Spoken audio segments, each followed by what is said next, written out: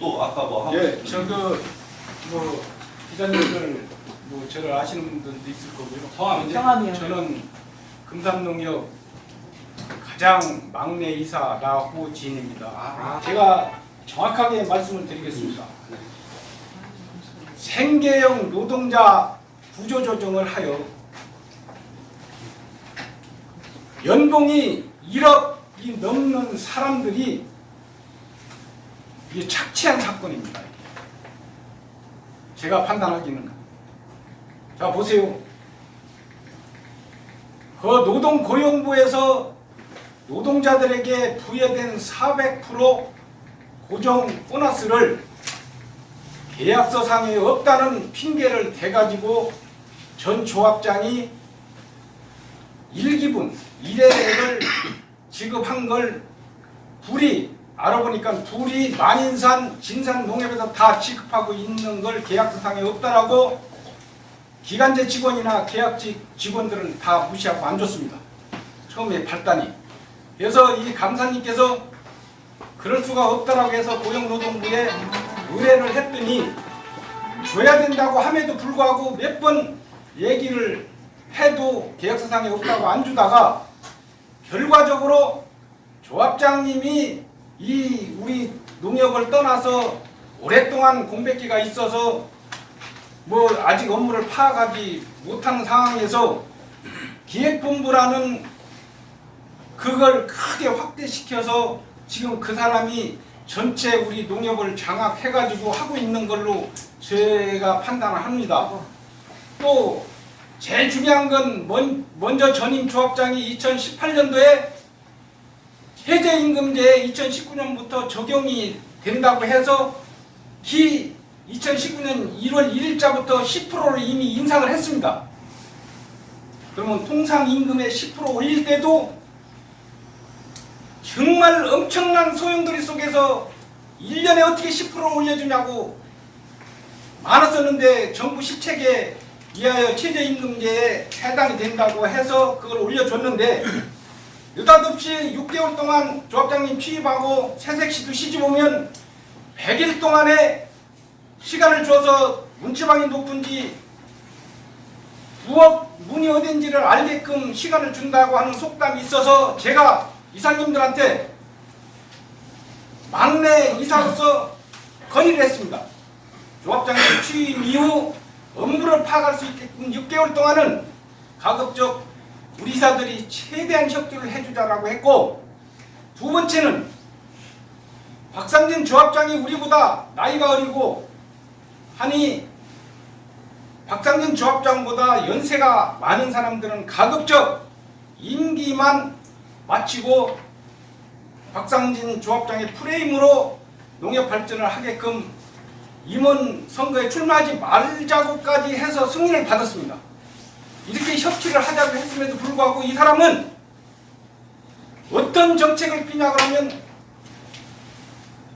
지점이 사실은 손해가 가지 않고 결손이 안 나는데 이사회의 안건으로 버젓이 9월 달에 뽑아보니까 1억 3천이 흑자인 지점을 폐쇄한다라고 의안을 올려놔서 확인해보니까 9월 말 1억 3천이 흑자예요. 어디 지점이요? 금산 지점이요. 적자가 난다고. 이런 식으로 해서 제가 이사회의 때 저는 직선적으로 아시다시피 조합장님 늦어도 같이 갑시다. 조합장님이 협대 수석으로 졸업하시고 해서 유능하신 건 아는데 혼자 빨리 가면 지쳐서 못 가니 늦어도 우리 협치해서 같이 갑시다라고 내가 조언도 했고요. 내가 개인적으로 말씀드리고 싶은 얘기는 인신공격이 될까봐 말씀 못 드리는데, 제가 이렇게까지 하게 된 동기는 우리 농협의 근간이 흔들릴 것 같아서 이 무수히 참은 겁니다. 이사들은 적폐를 몰고 있어요. 그 이유는 과거 김일생 조합장에 있을 때 이사들이라는 거예요. 지금 내가 생각할 때는 이 사람 사고력이 엄청 잘못됐다는 게 뭐냐면, 선거직 당선자가, 선출직 당선자가 잘 아울러서 주어진 여건 속에서 과거는 무시하고 앞으로 혁신적으로 일소해 나가야 됨에도 불구하고 지금 직원들이 어떤 공포 속에서 헤매이고 있냐면, 자, 경제사업이라는 게 주유소 기름 넣는 사람이 억대 연봉짜리가 가서 기름을 넣어야 될까요? 주의를 해야 되겠습니까? 제가 전 조합장 김일생이도 친구가 아니지만 공개적으로 불러세워서 이러고도 당신이 조합장이냐고 당장 사퇴하라고 호통을 쳐서 이 직원 우리 사람들이 나오진이 이사 된 걸 무지 후회한 적도 있습니다. 그러나 저는 간곡히 농협의 미래를 걱정해서 드리는 말씀이지, 개인 사생활이나 이사들이 무슨 목적의식이 있는 것도 아니고 니 편 내 편 가르는 현재 분위기를 어떻게 해도 바로 잡아보려고 미팅도 조합장님하고 개인적으로도 해봤습니다. 그런데 제가 판단하기는 우리 조합장님의 의지가 아닌 것 같아요. 그 이유는 첫째, 지금 돌이켜 생각해보니까 근무 직전이 오늘이 근무하는 날이면, 출근하는 날이면 이미 지점장 인사가 다 이루어졌습니다. 그러면 10여 년 이상, 20년 가까이 농협의 사정을 모르는 분이 당선됐는데 어떻게 직원들을, 점장들을 인사이동을 할 수가 있겠느냐는 의심이 들었고요. 그러면 이 내부자에서 어떤 모종의 기한자가 있어서 조합장님에게 이렇게 해서, 제가 생각할 때는 조합장님이 너무 그 기획하는 사람에 의지하는 것 같은 생각이 들고요. 지금 현재도 조합장님을 우리 이사들이 결론적으로 대표하기 때문에 이렇게 탓하는 거죠. 엄청난 지금 조합장님이 판단을 잘못하고 있는 게 뭐냐면요, 인사라는 건 재능 기부이기 때문에 축구를 잘하는 직원은 축구하는 데를 보내야 되고요. 제가 판단할 때요. 탁구를 잘하는 사람은 탁구를 보내야 되는데 지금 인사가 어떻게 됐느냐? 탁구하는 사람을 배구하라고 보내고 배구하는 사람을 탁구하라고 하고 축구 잘하는 사람을 육상선수로 기용하는 그런 멀티플레이를 하는 겁니다.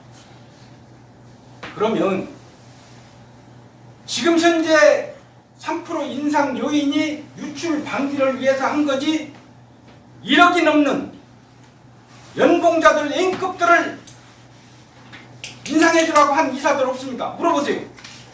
그리고 이사들이 다 반대하는 걸 제가 박상진 조합장 편하게 일할 수 있게끔 해달라고 제가 사정했습니다. 녹취 다 돼 있어요.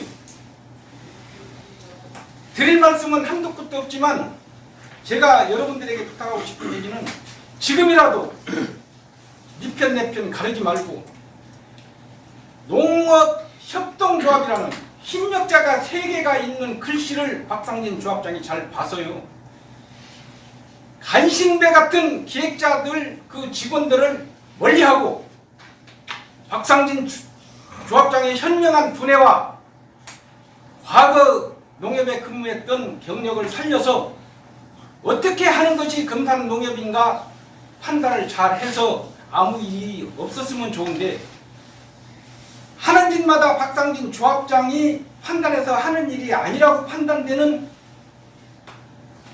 집행되는, 결제되는 그런 사항이 너무 많습니다. 제가 느끼기는 금산농협이 이대로 가면 비전이 없습니다.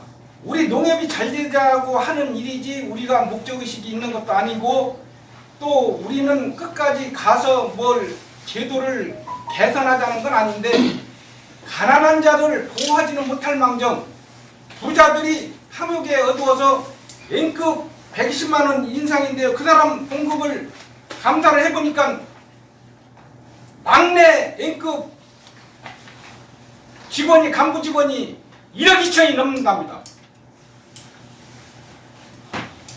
이게 훌륭하신 박상진 조합장이 이거 제도를 개선해가지고 하급직 직원, 지금 금산농협이 역삼각형으로 서 있는데 정삼각형으로 쓸 수 있는 구조 조정이 필요합니다. N급은 딱 2명만 있으면 되겠고요.